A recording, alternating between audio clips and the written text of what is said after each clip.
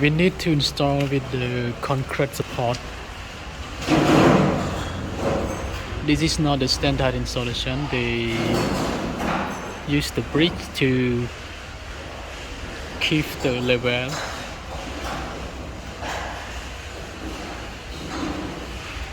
This is a soil pipe for toilet system, and the worker they not install the support probably.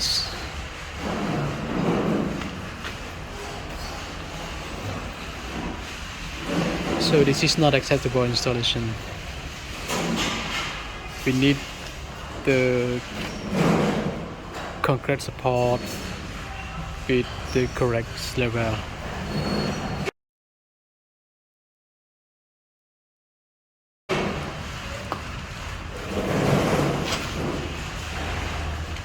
We need to make the flow smoothly.